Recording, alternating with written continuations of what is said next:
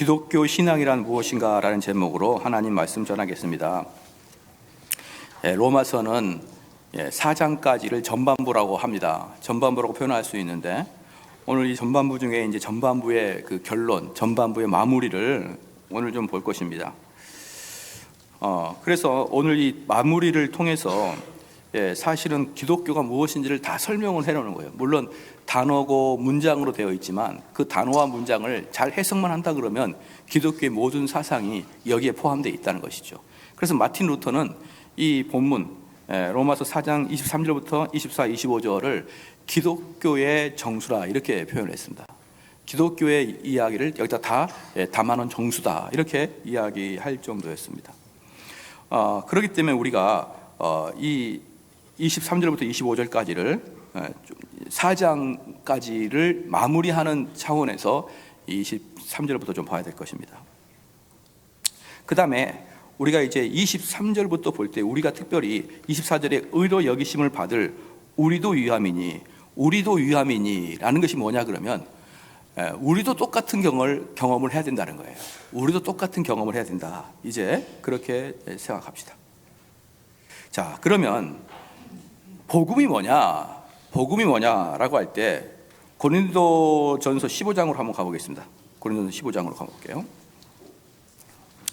이제 고린도전서 15장 1절에서 7절까지 고린도전서 15장 1절에서 7절까지를 캐리그마라고 합니다. 캐리그마, 복음의 핵심이라고 할 수 있어요. 캐리그마라고 하는데 그럼 이 캐리그마 안에는 꼭 들어가야 될 게 무엇이냐? 꼭 들어가야 돼요. 복음이 여러 가지가 있는데 그 중에 꼭 들어가야 될 게 뭐냐면 3절입니다. 내가 받은 것을 먼저 너희에게 전하였노니 이는 성경대로 그리스도께서 우리 죄를 위하여 죽으시고, 그러니까 첫 번째는 뭐냐 그러면 모든 복음은 우연의 일치가 아니라 성경에 기록된 대로, 구약에 기록된 것, 우연의 일치로 우리 주님이 죽은 게 아니고 그 시대적 상황의 희생물이 아니고 우리 주님의 돌아가심은 성경에 기록된 대로. 요거 두 번째, 그리스도께서 우리 죄를 위하여 죽으시고, 두 번째는 우리 주님이 우리의 죄를 위해서 돌아가셨다는 것이죠. 그게 바로 이제 첫 번째, 두 번째 이야기입니다. 세 번째는 뭐냐 그러면 4절이 나와 있는데요. 장사 지낸 바 되었다가 성경대로, 또 성경도 나오죠. 성경대로 사흘 만에 다시 살아나사. 그러니까 성경대로 살아났다는 겁니다. 성경대로 살아나셨다. 자, 이 세 가지는 구원에 있어서 필수적인 복음의 핵심들이에요. 모든 구원은, 모든 신약의 역사, 예수 그리스도의 모든 일들은 역사적 상황에서 일어나는 게 아니고 구약에 이미 예언된, 더 나아가서 창세 전부터 예언된 그 말씀의 실현이고, 두 번째는 그 예수님이 우리의 죄를 위해서 돌아가셨고, 세 번째는 그분이 우리를 위해서 다시 부활하셨다. 이 세 가지가 복음의 캐리그마, 핵심적인 요소인 것이에요.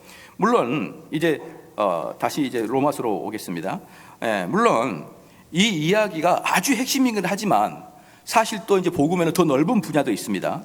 어떤 거냐면 예수님이 오시기 전에 세례 요한의 예비적인 사역이 있었고요. 그렇죠. 예비적인 사역이 있지 않습니까? 그 다음에 예수님의 이 땅에서의 기적들은, 이 땅에서 병자를 고치시고 장님을 눈을 뜨게 하고 앉은 병을 일으키는 여러 가지 기적들은 예수님이 하나님이라는 것에, 하나님의 권능이 있다는 것의 증표고, 그 다음에 그 예수님이 승천하셨고 예수님이 최후의 심판 때 심판하러 오신다. 이것들도 다 어때요? 다 복음이에요. 이것들도, 요 이야기도 다 복음인데, 그러나 이 복음, 세례 요한의 예비적 사역부터 예수 그리스도의 재림까지 이 복음, 넓은 복음 안에서도 줄인다 그러면은 예수님의 죽으심과 예수님의 부활이에요. 그러니까 이 두 개는 어찌 되었건 간에 꼭 우리가 복음을 전할 때 필요하고 핵심인 것입니다.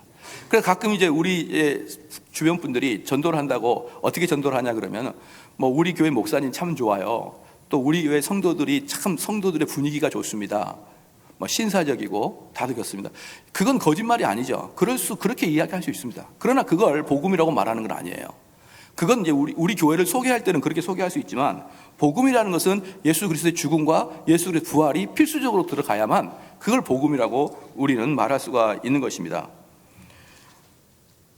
사랑하는 성도 여러분, 그래서 오늘 이 로마서 4장에 그 두 가지가 정확히 나와 있는데 23절도 다시 보겠습니다. 저에게 의로 여기셨다. 기록된 것은이죠. 그러니까 이미 성경에 이미 나와 있다는 것입니다. 아브라함만 위한 것이 아니요 의로 여기심을 받은 우리도 위함이니 곧 예수 우리 주를 죽은 자 가운데서 살리시는 믿는지라. 그러니까 24절에 죽은 자 나오고 살리셨다. 이 죽음과 부활이 두 개 다 나오죠. 24절에 25절에 또 나와요. 예수는 우리의 범죄함을 위하여 내어 줌이 되고, 이건 죽었다는 것이죠. 또한 우리를 의롭다 하심을 위하여 살리셨다. 24, 25절에 두 번을 거쳐서 돌아가셨다 살았다, 돌아가셨다 살았다, 이렇게 두 번을 거쳐서 얘기합니다. 그래서 마틴 루터가 이 23절부터 25절을 기독교의 정수다 또는 복음의 정수다 이렇게 표현한 이유가 죽음과 부활 이것을 핵심을 두고 있기 때문입니다. 그러면 이제 여기서 또 바울이 이야기하고자 하는 게 뭐냐면 아브라함의 이야기는 그냥 아브라함의 이야기를 하려고 쓰는 게 아니고 우리 현대인, 그 당시에는 바울 시대 때 사람 또는 우리가 성경을 읽는 우리들이 그 아브라함의 이야기를 보고 우리들이 어떤 유익을 위함이다라는 거예요. 어떤 유익을 위함이다. 이건 무슨 뜻이냐 그러면요, 아브라함의 이야기나 다윗의 이야기가 로마서 4장에 나오는데 주로 아브라함의 이야기가 나옵니다. 그러면 이 아브라함의 이야기가 우리에게 어떤 유익을 주냐면요, 구원의 모범을 아브라함이 보였다는 거예요. 그래서 이게 무슨 뜻이냐 그러면 구원을 아브라함처럼 구원을 받아야 된다는 거예요. 그래서 다시 말합니다. 아브라함이 받은 구원이 이런 스타일이 있고 또 나는 이런 스타일로 구원을 받고 또 개똥이는 이런 스타일의 구원을 받고 사람마다 구원의 그 방식이 다를 수가 있다. 내가 하나님께 의롭게 칭함받기 위해서는 각자 사람마다 하나님이 주신 은혜와 하나님이 주신 방식에 따라서 조금씩은 다를 수 있다. 그게 아니라는 거예요. 그게 아니다. 그렇게 된다 그러면 이 아브라함의 예화가 우리에게 아무 유익을 줄 수 없는 거예요. 예컨대 만약에 여러분들이 스티브 잡스가 어떻게 성공했는지 백날 책을 읽어보십시오. 스티브 잡스가 아니라 아무것도 못할 겁니다. 그건 잡스라는 천재의 아주 독특한 이야기이기 때문에 빌 게이츠 책을 아무리 드립답하고 밤새도록 읽어보라 이 말입니다. 빌 게이츠가 아니라 컴퓨터 조립도 잘 못할 거예요. 그걸 보고. 그렇기 때문에 그러한 것들은 우리 성도들에게는 아무 도움이 안 됩니다. 실질적으로 그렇지 않습니까? 우리가 얼마나 성공한 사람들의 역대기를 읽어가면서 지금까지 왔는데 어떤 변화가 있었냐 이 말이에요. 그렇기 때문에 그런 이야기들은 우리에게 유익을 주지 않아요. 우리에게 유익을 주는 게 뭐냐 그러면 아브라함처럼 똑같이 살 때 유익이 있는 거예요. 그렇기 때문에 지금 여기서 말하고 있는 것은 뭐냐 그러면 구원은 너희들만의 어떤 독특한 하나님의 비밀한 섭리로 너희를 구원에 이끌어 준다, 이렇게 여러분이 접근하게 된다 그러면요 절대로 안 된다는 것입니다. 아브라함처럼 이런 속성들이 분명히 나에게 나타나야 내가 구원받은 자이고 내가 아브라함에게 유익을 얻는 것인 거예요. 여러분 믿으십니까? 그렇기 때문에 마음을 넉넉히 잡고 아브라함은 이런 식으로, 왜 아브라함은 성경의 영웅이니까 그렇게 영웅처럼 구원을 받고 나는 별것도 없으니까 대충 흐지부지하게 구원을 받고 그렇게 마음의 여유를 갖고 있으면 안 되는 거예요. 나에게 아브라함 같은 요소들이 없다 그러면 나는 아브라함처럼 구원을 받을 수 있는 여건이 안 된다라고 생각할 때 여러분 진짜 그때부터 위기의식이 느껴지기 시작할 것입니다. 그럼 아브라함에게는 5가지 독특한 그런 믿음의 형태가 있었는데요. 첫 번째, 아브라함은 약속에 대한 믿음이에요. 약속에 대한 믿음. 뭡니까? 아무것도 없는 것이죠. 아무것도 없는데 하나님이 주시겠다고 하는 그 약속, 그걸 믿는 것이죠. 뭘 증거를 달라고 하지도 않았습니다. 첫 번째, 약속에 대한 믿음이에요.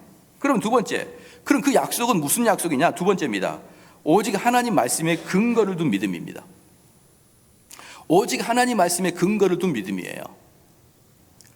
자, 이게 왜 우리에게 중요하냐면요, 우리가 지금 참 이 문제가 뭐냐 그러면요, 저쪽에 그 순복음 계열 쪽에서 어떤 목사님이 이런 이야기를 했었죠. 내가 가지고 싶은 것을 상상하고 그것이 내 것을 되는 것을 믿어 의심치 않으면 언젠가는 그게 내 것이 될 것이라는 그 믿음을 가져라. 여러분 이것에 익숙하지 않습니까?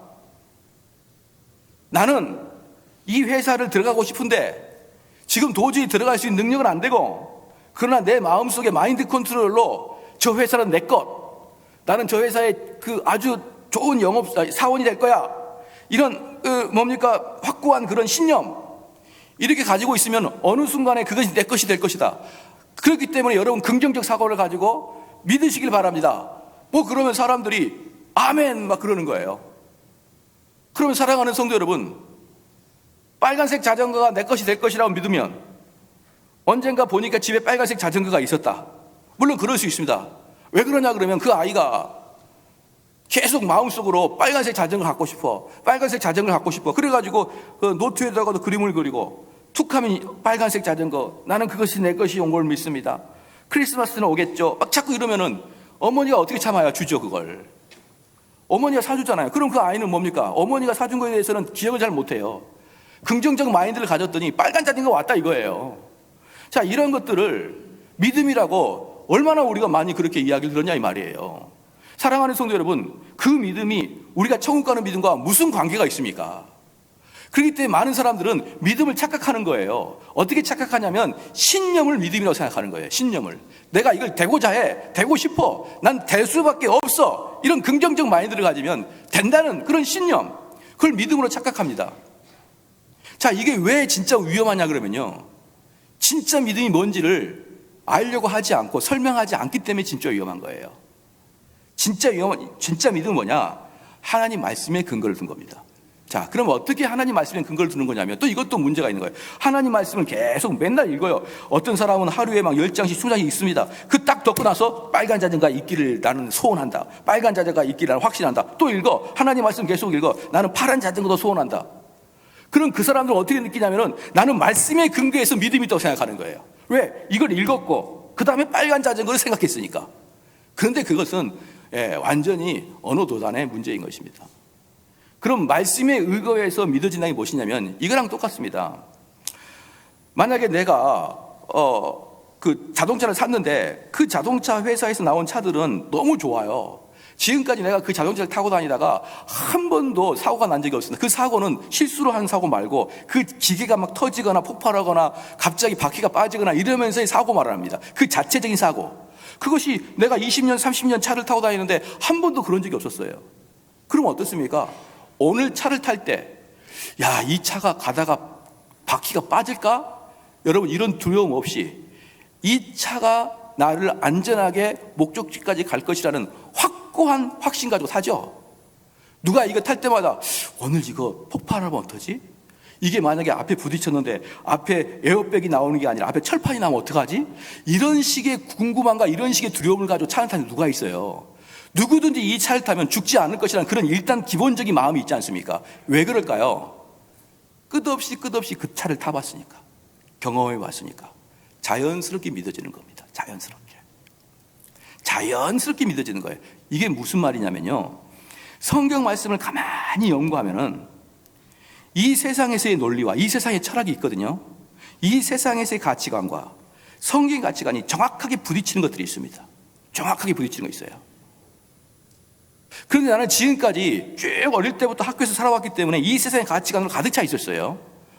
이것만이라고 답이었었는데 이걸 다 갖다 댔는데 전혀 반대의 이야기입니다. 근데 가만히 들어보니까 이게 맞네요. 나는 지금까지 이 세상에서 주는 가치관이 맞다고 생각했는데 가만히 들어보니까 이게 맞아요. 전혀 반대인데. 예를 들어서 이거예요. 제가 지금 바울이 이야기했던 게 뭐냐면, 바울이 가장 싫어하는 사람 중에 하나가 뭐냐면 도덕적인 사람을 가장 싫어합니다. 여러분 이해가 되시죠? 도덕적인 사람을 가장 싫어해요. 왜 가장 싫어합니까? 그 사람은 절대로 회개하지 않으니까.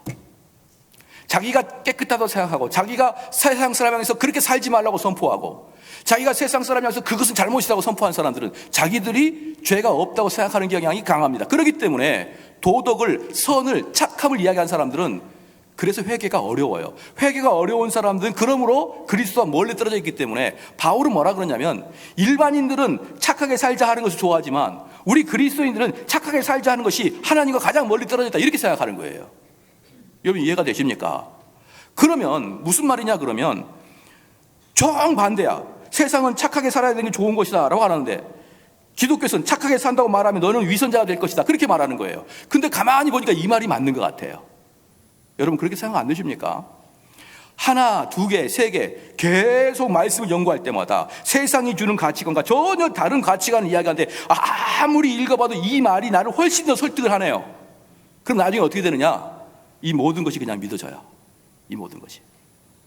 의심도 없어요. 의심도 없이 야, 이거 내가 지금까지 한 번도 경험하지 못한 그런 말씀들이 가득 차 있구나. 이 말씀이 다 믿어지는구나. 이렇게 되면서 그게 바로 말씀의 근거를 둔 믿음이에요. 할렐루야. 그러니까 말씀이 있다가 하루에 나는 10장, 10장씩 읽어. 10장씩 읽은 다음에 빨간 자전거가 있길 바랍니다. 빨간 자전거가 있길 바랍니다. 이런 식으로 말씀의 근거를 둔 믿음이라고 착각하는 사람들이 상당히 많습니다. 그게 아니고 말씀 자체가 동의가 되고 그 말씀이 너무나 맞다고 확고한 나머지, 그래서 그 결과로 뭡니까? 다섯 번째인데, 이따 다섯 번째 말하는데요, 행동하게 되는 거예요. 행동하게. 그러기 때문에 행동하게 되는 것이죠. 여러분들이 이 차를 탈 때마다 이 차는 지금까지 한 번도 자체적으로 사고도 나지 않고 불도 나지 않았고 한 번도 바퀴도 빠지지 않았어. 그렇기 때문에 내가 차 키를 열고 차 속에 들어갈 때 행동이 들어가는 겁니다. 차를 타는 거예요, 그냥. 그리고 운전하는 거예요. 세 번째는, 첫 번째는 하나님의 약속에 대한 믿음이고, 두 번째는 오직 하나님 말씀의 근거로 둔 믿음이고, 세 번째는 정반대되는 어려운 상황을 무릅씁니다. 정반대되는. 예를 들어서 아브라함 같은 경우는 자기 몸을 보면은 전혀 아이를 낳을 수 있는 그런 몸이 아니에요. 하나님의 약속과 정반대되는 내 육신입니다. 그러나 하나님 말씀을 의지할 때는 자신의 정반대된 상황을 고려하지 않는다는 것입니다. 이게 바로 세 번째고, 네 번째는 뭐냐 그러면 왜 그렇게 자기의 정반대되는 상황을 무릅쓰지 않느냐, 그걸 고려하지 않느냐? 너무나 확신이 있기 때문에 그렇습니다. 너무나 확신이 있기 때문에. 그리고 다섯 번째, 그래서 행동을 하게 됩니다. 사랑하는 성도 여러분, 이게 바로 아브라함이 가지고 있는 믿음의 형태예요. 그러면 이거 한번 봐보십시오. 내가 하나님의 약속을 붙들고 그 말씀의 은혜를 충분히 받으면 그게 진짜 맞아 보여요. 그렇게 사는 것이 옳아 보입니다. 그렇게 사는 것이 내가 이 세상을 승리하고 살 것 같아요. 그러면 자원하고 자발적인 마음으로 순종합니다. 그렇죠? 그런데 어려워. 근데 목사님께서 말씀했으니까 순종해야지. 그런데 성경에 나와 있으니까 순종해야지. 그것은 여러분 믿지 않는 거예요. 그건 여러분의 의지로 신앙생활 하는 것입니다. 속지 마십시오. 목사님, 하나님 말씀에 사는 게 뭐가 쉽나요? 엄청나게 어렵고 고통이죠. 왜 고통이고 어렵습니까? 그 하나님을 사랑하지 않기 때문에 고통인 거예요. 스스로의 양심을 속이지 마십시오. 하나님 사랑하게 되면 하나님 말씀 순종하는 게 너무 즐겁고, 그 순종이 너무 작아서 더 가까이 가고 싶고 더 그분과 연합하고 싶지, 어떻게 하나님께 가는 것마다 고통이고 하나님께 갈 때마다 내가 좋은 것을 막 억제하고 겨우겨우 하나님께 가고, 그게 무슨 하나님을 사랑하는 겁니까? 바리새인들이죠. 얼마든지 바리새인이죠. 사랑하는 성도 여러분, 우리는 이 아브라함의 믿음이 있어야 됩니다. 아브라함의 믿음이 있어야 되고, 아브라함이 겪었던 것을 내가 그대로 겪어야 됩니다. 그것의 강도는 정말 극한적으로 강하든지 아니면 좀 약하든지 그런 차이는 있어도 아브라함이 가졌던 이 네 가지의 방도의 믿음의 형태들은 여러분 분명히 경험하고 있어야 됩니다. 이러한 것들을 경험하지 못하고 그저 부모님 따라 교회 오는 거예요. 아내 따라 교회 오는 겁니다. 자식들이 가자니까 교회 오는 거예요. 그래가지고 앉아있으면 하나님이 우리의 마음을 모를까요?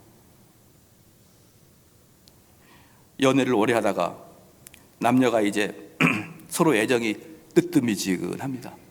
뜨뜻미지근한데, 그 남자친구가 전화 연락 안 하면 여자친구가 영철 씨 애정이 식었어? 자꾸 이렇게 물어보니까, 그런 거 아니야, 뭐 애정이 식어, 그런 거 말하기 싫으니까 규칙적으로 전화합니다. 저녁 7시 되면 전화하는 거예요. 규칙적으로 만나는 거예요. 토요일 날 3시 되면 만납니다. 그렇게 규칙적으로 만나고 규칙적으로 전화하면 그 앞에 앉아있는 아가씨는 그 남자의 말을 모를까요? 저 사람이 지금 형식적으로 의무적으로 나를 만나러 온다는 걸 모를까요?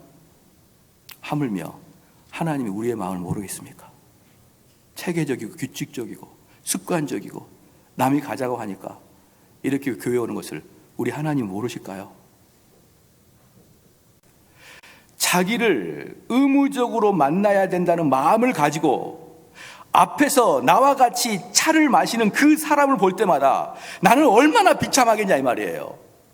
이 사람이 나를 정말 사랑해서가 아니라 의무적으로 와서 차를 나한테 마셔준다 그러면, 내가 당신에게 시간을 내준다 그러면 같이 차를 마시고 있는 저는 얼마나 비참해지겠습니까?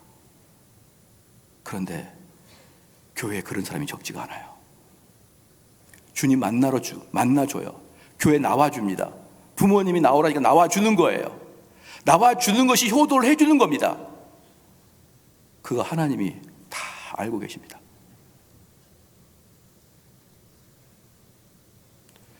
그래서 첫 번째는 우리가 죽음입니다.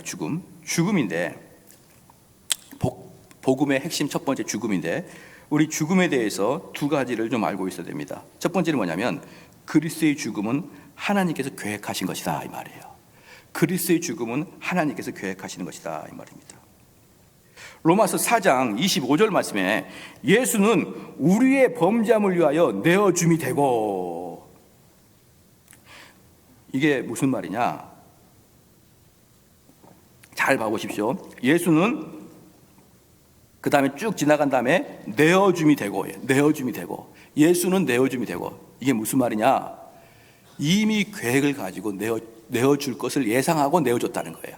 그냥 우발적으로 빌라도가 죽인 게 아니고, 우발적으로 유대인들이 죽인 게 아니고, 이미 창세 전부터 우리 하나님이 내어줄 걸 예상하고 우리 예수를 내어줬다, 이렇게 표현하는 것입니다. 그렇죠? 그러면 사랑하는 성도 여러분, 이 우리 예수님은 과연 누가 죽였을까요? 우리 예수님을 십자가에 못 박은 자가 누구일까요? 빌라도일까요? 아니면 유대 바리새인 및 관원들일까요? 아니면 예수를 죽이라고 소리쳤던 유대 백성들일까요? 물론 그들이 우리 예수님을 죽인 범인은 맞습니다만은 그것은 2차적인 범인이에요. 첫 번째는 누구냐 그러면 우리 하나님이 내어준 거예요. 우리 하나님이 예수라는 당신의 아들을 내어준 것은, 즉 예수님이 이 땅에 오신 이유는 너 가 죽어라, 이게 하나님이 예수를 보내준 이유라 이 말입니다. 여러분 믿으십니까? 그러니까 예수님은 빌라도가 아니라 유대인 관원들이 아니라 유대 군중들이 아니라 그래도 예수님은 죽게 되어 있었던 것입니다. 어떻게? 이렇게 십자가에 못이 박혀 죽게 되어 있던 것이에요. 그렇기 때문에 예수님은 창세 전부터 죽임을 당하기를 예상하고 때가 되어서 우리에게 왔다는 것을 믿으시길 주님 축원합니다. 그래서 예수 중요한 게 뭐냐 그러면, 하나님은 어차피 예수님을 죽이려고 이 땅에 보였어요. 우리 예수님이 이 땅에 오는 가장 큰 목적은 뭐냐면 십자가에 달려서 죽을 것을 각오하고 오는 게 가장 큰 목적이었어요. 그런데 베드로가 뭐라고 그랬냐면, 예수님 죽지 마옵소서 그랬어요. 그러면 베드로가 우리 예수님한테 죽지 마옵소서라고 예수님을 막은 게 더 큰 죄입니까? 아니면 빌라도가 우리 예수님을 죽인 게 더 큰 죄입니까? 베드로가 우리 주님 죽지 마소서라고 막는 게 더 큰 죄입니까? 유대 관원들이 예수를 못 박아 죽여라고 소리친 게 더 큰 죄입니까? 베드로가 더 큰 죄죠. 왜? 하나님의 역사하심을 막았으니까. 그래서 우리 주님 베드로한테 사단아 내 뒤로 물러가라 그런 거예요. 우리 주님은 이 땅에서 죽는 게 그분의 목표였었고, 우리 하나님이 보내신 궁극적인 이유는 이 땅에서 십자가에서 못 박혀 죽여야 되는데 우리 베드로가 막아버렸어요 그걸. 그럼 그건 사단의 역사입니다. 오히려 빌라도가 하나님의 사역을 충실하게 감당하고 있었죠. 유대 관원들이 하나님의 일을 돕고 있었죠. 가룟 유다가 결정적으로 하나님의 일을 도왔죠. 그런데 여기서 중요한 게 있습니다. 우리 예수님은 어떻게 해서는 죽습니다. 그러나 우리 예수님을 죽이게 했던 그 사람들은 톡톡한 벌을 치게 되어 있어요.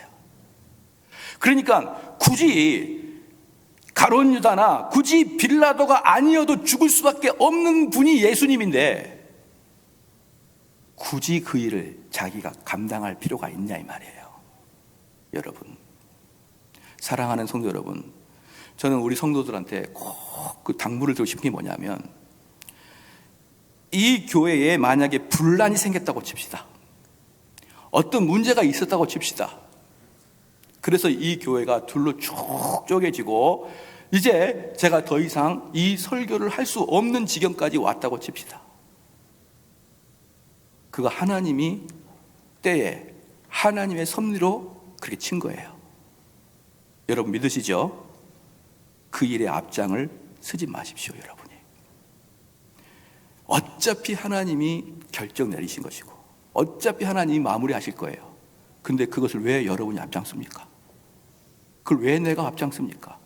혹시라도 가룟 유다가 될지, 혹시라도 빌라도가 될지, 혹시라도 유대 관원이 될지 어떻게 합니까? 그 가룟 유다와 그 빌라도가 아니라도 우리 주님은 이미 예상되어 있었기 때문에 죽을 수밖에 없는데 왜 그 촛대를 자기가 들고 우리 주님을 죽이냐 이 말이에요. 어리석은 바보 같은 짓이에요. 어리석은 짓입니다. 하나님은 섭리에 따라 오게도 하고 가게도 하고 취하신 분도 하나님이요 거둬가신 분도 하나님이 것입니다. 그런데 그때 도구가 필요해요. 그때 도구가 필요하는데 내 성길에 못 이겨서, 내 정의감에 못 이겨서 내가 도구를 자청해서 앞장서게 된다 그러면 하나님은 그 사람을 언젠가는 벌을 주게 될 것입니다. 물론 설교하는 자가 잘못을 했었기 때문에 결과적으로 문제가 발생했을 거예요. 그러나 이 사람도 없애고 이 사람도 없앨 거예요. 우리 하나님은.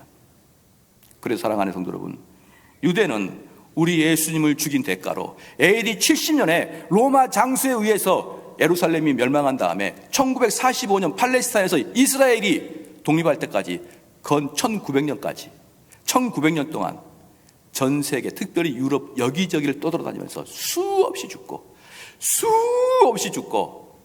히틀러라는 놀라운 하나님의 종을 통해서 600만 명이 죽었어요. 600만 명이. 여러분, 이게 우연의 일치입니까? 그렇다고 해서 그 이스라엘 사람들이 하나님이 큰 그림 속에서 자기들이 해야 될 일을 했을 뿐이지만 그들 입장에서는 자발적으로 하나님 아들을 죽이고 말미암아 그 대가를 톡톡히 치고 말 것입니다. 여러분 믿으십니까? 그래서 꼭 앞장을 서지 마라. 옛말에 그런 말 있잖아요. 모난 돌이 정 맞는다. 꼭 보면은 정의로운 분들이 있어요. 한마디 뱉고 지나가고 툭툭 말하고 나는 질 수 없어. 이 불의를 나는 참을 수가 없어. 이러면서 하다가 정 맞습니다. 정. 두 번째, 그리스도의 죽음은 다른 사람을 위한 죽음입니다. 첫 번째는 뭐였습니까? 그리스도의 죽음은 하나님이 계획하신 것이에요. 두 번째 죽음은 다른 사람을 위한 것입니다. 이건 뭐 우리 잘 알죠. 근데 이 로마서 4장 23, 24, 25절을 해석하면서 신약 성경학자 중에 아주 유명한 성경학자 도널드 게리 반 하우스라는 사람이 있어요. 반 하우스, 도널드 반 하우스라고 우리는 불러요. 이 사람이 로마서 주석에서 썼는데 우리 성도들은 반 하우스를 잘 모르지만 신학을 좀 열심히 하신 분들은 반 하우스를 다 잘합니다.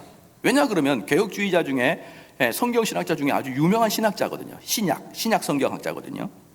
이 반 하우스가 로마서 이 부분을 주석하게 되면서 예를 드는데 그 예가 바라바 예입니다. 이 바라바 예를 몇 년 전에 제가 했다가 교회에서 약간 술렁술렁 했던 기억이 있는데 다시 제가 이 반 하우스가 어떻게 이 바라바 이야기를 했는지를 다시 제가 말씀드릴게요. 바라바는 강도요 살인자입니다. 그래서 로마에 의해서 체포돼서 그 사람은 이제 사형 언도를 받고 사형을 기다리고 있었습니다. 그 사형이 언제 정도 이루어질 것 같냐 그러면 대략적으로 예수님이 재판받고 예수님께서 사형을 당하실 즈음에 이 바라바도 사형을 받을 거예요. 왜 그러냐 그러면요, 이 당시에는 유월절 같은 이런 행사 기간, 축제 기간에는 사형을 시키지 않기 때문에 유월절 이전에 모든 사형수들을 끝내야 되기 때문에 아마 바라바는 이제 내가 곧이어 사형을 받으러 갈 것이다. 그 형장의 이슬로 끌려갈 것이다. 라는 그런 두려움을 가지고 있으며 처형 날짜만을 기다리고 있었을 것입니다. 그 다음에 빌라도는 바라바한테는 관심도 없었고, 빌라도는 가만히 예수님을 신문하고 취재해 보니까 죄가 없는 거예요.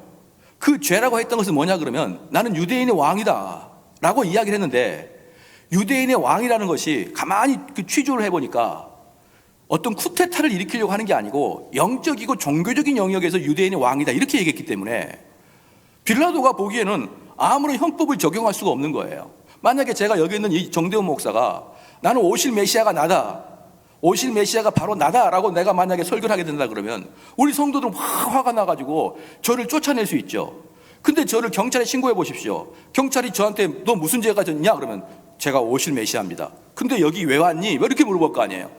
그러니까 종교적인 의미에서 나는 유대인의 왕이다라고 얘기했기 때문에 빌라도가 그 사람을 취재할수록 뭐예요? 얘는 죄가 없는 거예요. 근데 이분이 왜 왔느냐? 그래서 빌라도는 그나마 양심이 있었기 때문에 내가 이 사람을 차마 사형을 시킬 수 없다라고 생각을 한 거예요, 빌라도가. 그러면 이 사람을, 이 많은 군중들 앞에서 이 사람을 어떻게 살려줘야 돼? 이렇게 생각을 하다가, 그렇지, 맞다. 유대 그 명절에는 한 명의 살인자를 살려주는 그런 전통이 있지 않느냐. 그것은 이제 빌라도가 이제 깨달은 거예요. 그러면 감옥에는 아주 나쁜, 죄가 아주 나쁜, 죄질이 나쁜 사람을 불러다가 이 사람을 살려줄래? 예수를 살려줄래? 그러면 사람들이 예수요! 그럴 줄 알고 빌라도를 부른 겁니다. 아니, 죄송합니다. 바라바를 부른 거예요. 바라바를 불러가지고 이 바라바를 살려줄까? 예수를 살려줄까? 이렇게 이제 빌라도가 물은 것입니다. 사랑하는 성도 여러분, 이것은 빌라도가 예수님을 살리기 위함입니다. 바로 이제 그때, 이제 요 부분이 이제 반하우스의 상상력과 함께 진행하는 거기 때문에 성경에 없는 이야기도 나옵니다.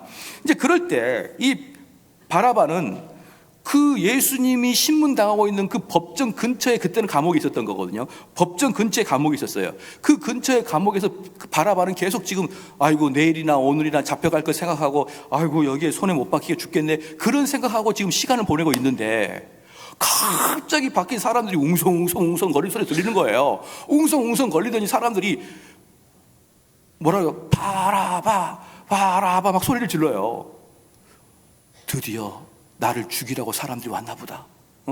이제 왜 그렇지 않습니까? 사형이 집행이 되면은 많은 구경꾼들이 오잖아요. 그러니까 많은 구경꾼들이 이제 바라바를 내놔라, 빨리 사형시켜라, 그렇다고 생각하고 있었던 거예요. 바라바는 이제도 올 게 왔구나. 그런데 옥문이 철커덕 열리면서 간수가 나오십시오. 그러니까 바라바가 이제 내가 죽었구나 질질질질 끌려나가는데 간수가 석방입니다 그렇게 얘기한 거예요. 석방입니다. 예? 나는 지금 죽어야 되는데 무슨 석방이에요? 당신 석방입니다. 당신 대신에 나사렛에서 예수라는 사람이 대신 죽게 되어 있습니다. 당신이 그 사람이 죽는 대신에 당신은 살아난 겁니다 라고 간수가 이야기하지 않았겠습니까? 근데 사실은 많은 사람들은 이 바라바라는 사람은 관심도 없는 거예요. 오직 관심이 있는 것은 예수를 죽이라는 겁니다. 그렇기 때문에 이 바라바가 사실은 석방됐는지 안 됐는지 사람들 관심도 없습니다. 자, 여기서부터는 이제 이 반하우스의 상상력인데, 이 바라바가 그럼 도대체 누가 나 대신 죽은 것인가 라고 봤을 것 같다는 거예요. 봤을 것 같다. 누가 나를 대신 죽었나 그랬더니 저기에 깡마른 젊은 청년 한 명이 온몸에 피를 흘리면서 이제 우두커니 서 있던 거예요. 저 사람 때문에 내가 살았구나 이렇게 이제 생각을 하고 보겠죠. 그런데 이제 사람들이 그에게 무거운 십자가 형틀을 메고 이제 끌고 가는 겁니다. 그러면 채찍질을 하면서 끌고 가는 거예요. 그러니까 바라바가 그 구경을 따라가면서 하마터면 저거 내가 몇 번 했는데, 하마터면 저거 내가 지금 메고 가야 되는데 나 때문에 저 사람이 대신 죽는구나. 따라갑니다. 따라가가지고 그 청년, 예수라는 청년이 그냥 땅바닥에 내 패대기를 침을 당하면서 그 나무에다가 손을 탕탕 못을 박는데, 못을 박을 때마다 바라바는 손이 섬찟하는 거예요. 왜? 저거 내 거니까 섬찟하는 겁니다. 그래서 그 예수라는 청년을 십자가에 단단히 고정시켜가지고 벌떡 세웠어요. 벌떡 세우니까 야, 저 자리는 내 자리인데, 저 자리는 내 자리인데, 저 자리가 내 자리인데 어쩌다가 내가 이렇게 살아있노? 어쩌다가 내가 살아있노? 그런데 그 꼭대기에 높이 올라가 있던 예수라는 청년이 누가복음 23장 34절 말씀처럼 아버지여 저희를 사하여 주옵소서 자기의 하는 것을 알지 못함이니이다 라고 이렇게 이야기하는 게 들리는 거예요. 이 바라바한테. 그러면서 우리 예수님을 십자가의 형틀에 못 박는 그 집행 중에 백부장이 뭐라고 그랬냐면 그 예수님을 계속 집행하고 하다 보니까 이 예수님이 마가복음 15장 39절에 이 사람은 진실로 하나님의 아들이었도다 라고 이야기를 합니다. 바라바는 속으로 이렇게 외쳤을 것입니다. 저 못 박힌 손이 내 손이고 저 머리에 가시 면류관이 내 거고 저 옆구리에 창자국 내 건데 내 대신 우리 주님이 돌아가셨구나. 그게 바라바가 속으로 생각을 했었을 것이다. 그래서 반하우스는 이렇게 결론을 내립니다. 바라바는 이 세상에서 모든 성도들이 경험해야 될 내용들을 육체적으로 경험한 자다, 그렇게 얘기했어요. 지금 무슨 말이냐? 여기는 모든 성도들은 우리 주님의 못 박힌 손이 내 손이고 그렇게 섬찟섬찟하게 그 가시면류관이 내 건데 내 대신 그 자리에 서신 우리 주님이시구나, 이것을 가슴 절절히 느껴야 되는 게 성도다 그랬어요. 가슴 절절히 느껴야 되는 게. 보십시오.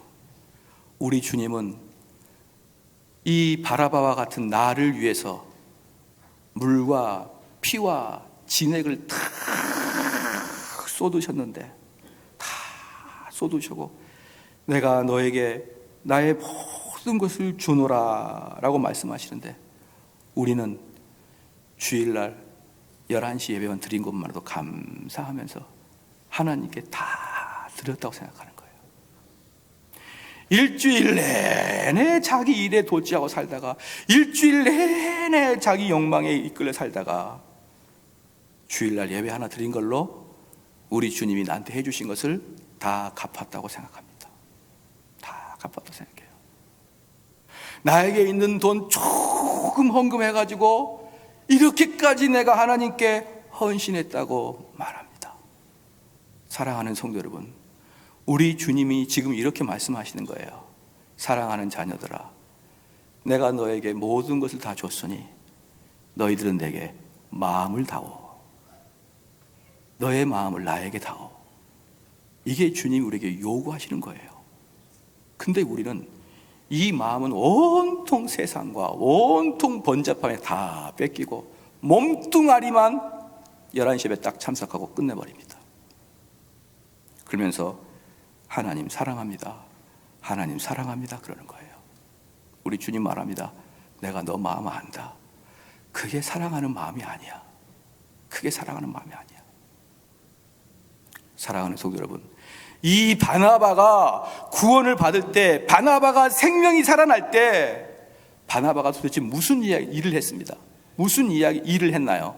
이 바나바가 그 감옥을 나올 때 도대체 무슨 덕이 있어서 이 바나바가 감옥을 나올 수 있었습니까? 이 바나바는 아침부터 정확하게 일어나서 자기 방을 깨끗이 정돈하고 그 간수들 말씀에 충성되게 헌신하고 그 간수의 말에 순종하고 옆에 있는 그 죄인들이 아팠을 때 순순히만 마음으로 가서 걔의 알코올로 닦아주고 그 몸을 보듬어주고 끈을 다시 회복시켜주고, 이러기 때문에 주님이 그 사람을 대신한 거 아니에요.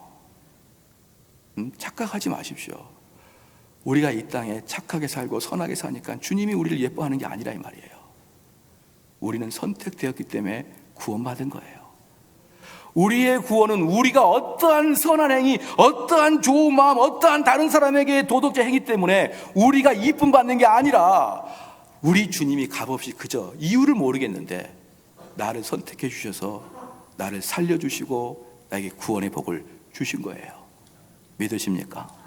만약에 이 바라바가 이제 살아가지고 간증을 다니는 거예요.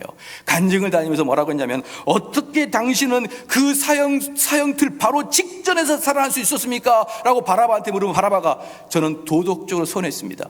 저는 간수한테 최선을 다했습니다. 저는 슬퍼하는 우리 죄수들한테 가서 상담해 줬습니다. 많은 것을 했습니다. 그랬더니 감옥에서 모범수로 저를 살려줬습니다. 만약에 그렇게 얘기했다 그러면 얼마나 하나님을 배반한 행위입니까? 그 간수는 이렇게 얘기했죠. 모르겠어요.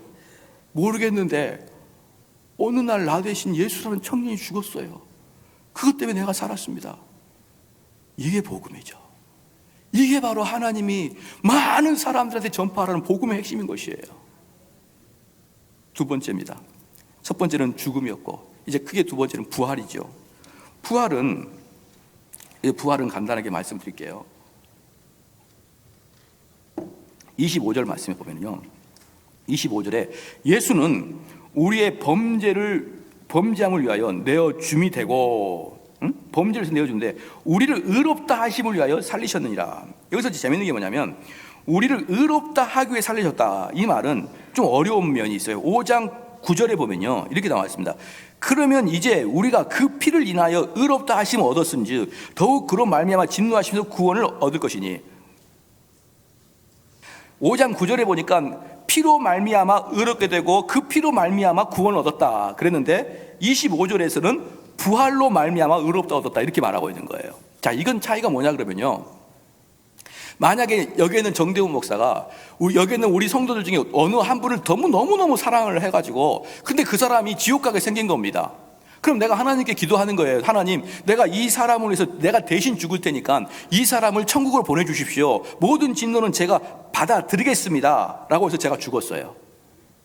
근데 그 죽음은 하나님이 간합을 안 합니다. 받아주지 않아요. 내가 너한테 언제 죽으라 그랬니? 왜 너는 그 사람을 대신해 죽을 수 있는 권세가 너한테 어디에 있느냐? 라고 하면서 전혀 간합을 하지 않아요.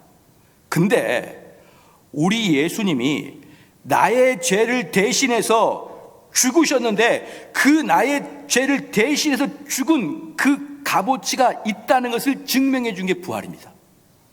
예수의 죽음은 모든 죄를 사하고 남음이 있다는 것을 내가 합격시켜 주노라. 이게 부활이에요. 이게. 그러니까 예수님의 부활은 우리를 위해서 죽으신 그 죽음의 효력이 있다는 것을 증명하기 위해서 부활을 시켜줬다라고 이야기하는 것입니다. 그래서 25절 다시 볼게요. 예수는 우리 범죄함을 위하여 내어 줌이 되고 또한 우리를 의롭다 하심을 위하여 살아나셨느니라. 그래서 부활이, 우리 주님의 부활, 우리 주님의 빈 무덤을 보면서, 야, 나는 그 주님의 부활을 믿고 우리가 나도 부활하는구나, 그것을 확신을 가져야 되는 것입니다. 그래서 기독교를 아주 간단하게 세 가지로 딱 요약한다 그러면, 나는 지옥에 가야 될 사람이다. 바라바랑 똑같죠? 나는 지옥에 갈 사람이다. 내 대신 주님이 죽으셨다. 또는 내 대신 주님이 지옥을 점령하셨다. 세 번째, 그래서 나는 천국 간다. 이 세 개가 기독교예요. 나는 죽을 수밖에 없다. 주님이 내 대신 죽었다. 나는 천국 간다. 이게 기독교입니다. 그게 바로 부활의 의미인 거예요. 사랑하는 성도 여러분, 그러면 이제 말씀의 결론을 맺을까 합니다. 여러분이 로마서 4장을 마무리하면서, 로마서 4장은 로마서 첫 부분의 아주 중요한 부분이라는 것을 제가 말씀을 드렸어요. 그런데 이제 우리가 바라바로 생각합시다. 바라바, 이렇게 결정적인 상황에서 이제 살아났는데, 그 다음의 삶이, 우리 주님은 전혀 고려하지 아니하고 하나님과는 전혀 반대로 살아갈 때 얼마나 그가 배은망덕한 자가 되겠습니까? 근데 하나님께서 우리를 살려주셨는데 그 이후부터 우리는 하나님께 마음을 들이지도 않고, 우리는 하나님을 위해서 조금의 시간도 더 많이 허비하려고 하지도 않냐고, 그 시간을 아껴가지고 하나님께 드려야 될 그 시간을 아껴가지고 육신의 정욕, 안목의 정욕, 이 세계의 자랑을 위해서 온전히 내 몸과 마음을 다 헌신해버리고, 주님께 나올 때는 빈 껍데기만 나와요. 주님께 나올 때는 지쳐가지고. 그리고 이들은 점점 하나님과 멀어지더니 나중엔 그게 어떻게 되냐 그러면, 하나님이 선하다는 것을 악이다 그러고 악을 선이라고 그렇게 말해버립니다. 저는요, 지금 한국 사회를 보면은 너무너무 화가 나고 너무너무 견딜 수가 없는 게, 어떻게 제3의 성을 허락하라고 합니까?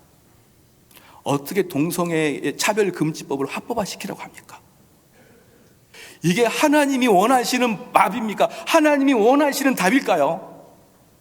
심지어는 그것을 주장하기 위해서 동성애가 아니고 그 당시의 종교적 행위라고까지 이야기하게 되면서 동성애 합법화를 시키려고 하는 사람들이 얼마나 이 나라에 많습니까?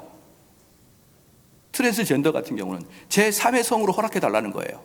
그래서 남자가 있고 여자가 있고, 남자로 태어났지만 여자가 있는 이 세 개의 성이 허락이 돼야 된다는 것입니다. 엊그저께 제가 유튜브 보다 깜짝 놀랐습니다. 어떤 일이 발생했냐면요, 미국의 어떤 주는 트랜스젠더를 정식으로 여성이라고 합법화가 됐습니다. 트랜스젠더를 정식으로 여성으로 합법화시켰어요. 사람들은 그게 어떤 재앙을 가지고 올지 아무도 모르지요. 합법화가 됐습니다. 다 사람들이, 야, 쟤도 얼마나 힘들었겠니? 몸은 남자인데 마음은 여자인데 얼마나 힘들었겠어. 그러니까 자기의 성을 자기 스스로 결정하는 거 인정해 주자. 그도 인권이 있잖아. 그리고 오케이. 그러니까 미국 그 똑똑한 놈들이 그냥 다 허락을 해가지고 몇몇 주에서는 허락이 됐습니다. 그래서 어떤 일이 발생했냐면, 육상 선수 중에 누가 봐도 남자인데 에헤 하면서 등장하는 거예요. 그리고 뭐라고 표현하냐면, 근육이 각이 졌대. 그 다른 여성들이 얘기해. 근육이 각이 졌고 다리에 근육이 아주 그 말처럼 근육이 탁탁해요. 근데 법적으로 여자입니다. 트랜스젠더가 돼가지고. 그러면서 그 목소리도 걸걸해요. 준비 땅 하니까 모든 걸 쓸어버려요.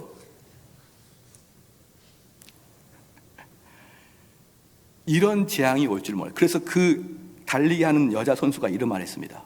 저는 일평생 100m, 200m 중장거리를 위해서 연습하고 살아왔습니다.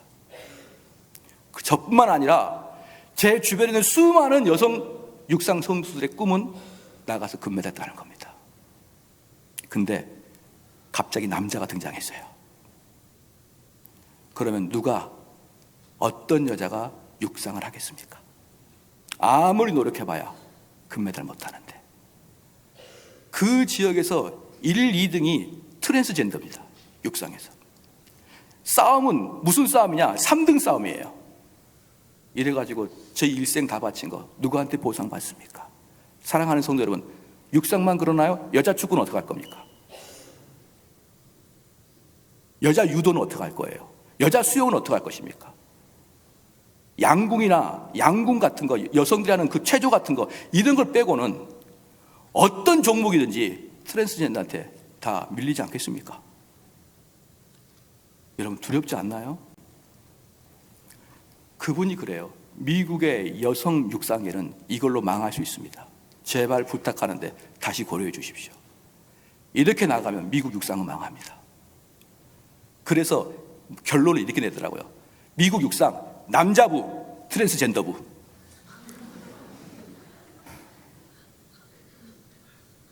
하나님이 선하다고 하는 것을 악이라 그러고, 하나님이 악이라는 것을 선하다고 했을 때 이 사회에 어떠한 혼란이 오고 어떠한 재앙이 올지 여러분 알지 못합니까? 그런데 그것을 끝없이 우리도 법안에 상정해가지고 올리려 그러고 그나마 그 전까지는 기복주의요, 그 전까지는 정신머리 없어 보였던 수많은 기복주의적 목사들이 많이 일어나가지고 이걸 막고 있어요. 그나마 그동안에 그렇게 지식을 자랑하고 그렇게 도덕을 자랑했던 사람들은 이 부분에서 입을 딱 닫고 있고, 그리스도인들 중에서도 그나마 그때는 맨날 부르짖어 회복시켜주세요, 살려주세요, 돈 주세요, 사업 잘하게 해주세요, 이렇게 기복적인 기도만 했던 그 교회들이 그나마 나서서 이런 율법을 다 막고 계시고 있어요. 그나마. 저는 그분들한테 정말 감사하다는 마음을 가지고 있습니다. 사랑하는 성도 여러분, 하나님 주신 선을 악이라고 하지 말고 악을 선이라고 하지 마십시오. 우리 주님은 그런 것을 위해서 우리를 위해서 돌아가신 게 아니에요. 우리 주님이 원하시는 것은 하나님 말씀이 순리대로 이 땅에서 이끌어지는 것을 말하는 것입니다. 그래 복음의 두 가지, 하나는 우리를 위해서 죽으셨고 두 번째는 우리를 의롭다 하심을 위해서 예수 그리스도는 살아나셨습니다. 요 믿음을 가지고 존 칼빈이, 마지막에 편지 하나만 제가 읽고 마칠게요. 존 칼빈이 당시 32살이었었는데 젊은 목사인데 아직 아이도 태어나지 않았었는데 당신의 교회에서 아들이 죽은 자를 위해서 편지를 써줬어요. 그 편지를 제가 한번 읽어드릴게요. 당신 아들의 일과 관련하여 이 비참한 시대에 일생 동안 계속 올바른 길로 걸어간다는 것이 얼마나 어려운 일인지를 당신이 이해한다면 당신은 당신 아들이 복받았다고 생각하게 될 것입니다. 그는 이미 그 곁에 와 맴돌고 있었던, 그리고 머지않아 그 자신의 시대에 직면하게 될 그 많은 위험을 맞닥뜨리기 전에 그 모든 것들로부터 일찍이 구원된 사람입니다. 무슨 말이냐면 살다 보면 엄청나게 많은 죄를 질 텐데 그 죄를 다 짓기 전에 먼저 죽었다는 뜻이에요. 그는 폭풍우가 불어닥치는 광포한 바다에 돛을 올려서 깊은 바다로 나가기 전에 안전한 하늘로 무사히 다다른 사람과 같습니다. 장수하는 대가로 무엇이든 이룰 수 있을 만큼 장수 그 자체가 그렇게 하나님께 큰 은혜는 아닙니다. 죄 많이 짓고 오래 사는 것은 은혜가 아니라는 거예요. 겨우 몇 년 동안 헤어지는 대신 우리는 훨씬 더 나은 삶으로 인도된 것입니다. 더욱이 우리는 그가 꽃다운 나이에 쓰러져 갔다고 생각해서는 안 될 것입니다. 그는 주님의 눈으로 볼 때 원숙한 사람이었습니다. 저는 죽음을 통해 부름을 받은 사람들은 모두 성숙한 단계에 이르렀다고 봅니다. 만일 그렇지 않다면 아무도 우리는 마치 때가 되기 전에 주님이 누군가를 앗아갈 것이기나 한 것처럼 주님과 논쟁한다는 것이죠. 젊은 사람이 죽을 때 아직 피기도 전에 죽었네, 그렇게 말하지 말라는 거예요. 하나님 보시기엔 이미 완숙해졌다는 것이에요. 그를 데려갈 만하니까 데려갔다는 것이죠. 그러니까 아직 피기도 전에 하나님 데려가셨습니까? 라고 말하는 것은 하나님과 논쟁한다는 것입니다. 그렇게 생각하지 마라. 어떤 사람이 죽을 때는 이미 완성 단계다. 때가 찰 때 주님이 우리를 데려가신다는 것은 모든 사람에게 진리입니다. 그런데 루이의 경우는 이와는 다른 보다 특별한 근거 위에서 있는 것이 확실합니다. 왜냐하면 그는 정말이지 여러 증거들에서 자신이 그리스도의 몸에 참여한 자가 된 것을 입증해 보일 수 있는 나이에 이르렀기 때문입니다. 근데 이 루이라는 청년은 이미 믿음이 형성되어 있는 상태에서 죽었다는 것이에요. 이러한 열매를 맺고서 그는 우리에게서 떠나 다른 곳으로 옮겨간 것입니다. 그렇습니다. 그는 일시적이고 사라지고 마는 삶, 그림자 대신에 존재의 진정한 불멸성을 회복한 것입니다. 당신 자신이 그를 잃었다고 생각할 수 없습니다. 당신은 하나님 나라에서 복받은 부활 가운데 그를 되찾을 것입니다. 할렐루야. 그 두 사람이 다 그렇게 살다가 죽었기 때문에 저는 그들이 지금 주님과 함께 있다는 것을 의심할 수가 없습니다. 그러므로 그들이 이미 도달한 이 목표를 향해서 우리도 길을 재촉합시다. 그리스도가 그들과 우리를 분리될 수 없는 동일한 한 집단 속에 묶을 것이라는 데는 의심의 여지가 없습니다. 그 속에서 우리는 그리스도 자신의 영광에 참여하는 자들이 될 것입니다. 그러므로 당신의 아들을 잃었다고 슬퍼하지 않도록 주의하십시오. 당신은 그가 주님에 의해 보존될 것이라는 걸 인정하시고 영원히 그가 당신의 아들로 남을 것이라는 것을 주목해 주십시오. 주님은 자신의 의지에 따라 기쁘게 잠시 동안 그를 당신에게서 맡겼던 것입니다. 그 아들은 당신 게 아니라 주님이 잠시 당신에게 맡긴 주의 아들이라는 뜻이에요. 어때요? 이게 32살 자녀도 없는 칼빈이 자녀를 죽인 자에게 쓴 편지입니다. 대단하죠? 이게 바로 뭡니까? 부활의 믿음이에요. 부활의 믿음. 오늘 이 시간에 말씀을 기억하시면서 우리가 예수 그리스도의 죽음, 우리 주님이 피와 물과 진액을 다 쏟아 부어서 우리를 살리셨는데 우리는 도대체 주님께 무엇을 드리고 있습니까? 그렇죠?